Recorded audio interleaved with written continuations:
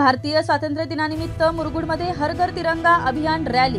देशाच्या नागरिकांमध्ये राष्ट्रप्रेम, देशाभिमान व राष्ट्रप्रथम या भावना जागृत व्हाव्यात म्हणून भारत सरकारने मागील वर्षाप्रमाणे याही वर्षी हर घर तिरंगा रॅली अभियान राबवण्याचे नागरिकांना तथा स्थानिक स्वराज्य संस्थांना आवाहन केले आहे। पंतप्रधान नरेंद्र मोदी यांच्या आवाहनानुसार मुरगुड नगर परिषदेच्या वतीने या अभियानाला उत्स्फूर्त प्रतिसाद देण्यात आला व भव्य दुचाकी रॅली तिरंगा ध्वजासह काढण्यात आली। या रॅलीत नगर परिषदेचे कर्मचारी व अन्य युवक युवती सामील झाले होते। नगरपालिकेपासून निघालेली ही रॅली बाजारपेठ, राणा प्रताप चौक, सरफराज रोड, मार्ग पोलीस ठाणे, हुतात्मा तुकाराम चौक, गावभाग, गाव तलाव, ज्ञानेश्वर कॉलनी, पाटील नगर, एसटी बस स्थानक मार्गे शिवतीर्थावर आली। नागरिकांनी रॅलीचे उत्स्फूर्त स्वागत केले। जागोजागी भारत माता की जयच्या घोषणा देण्यात आल्या।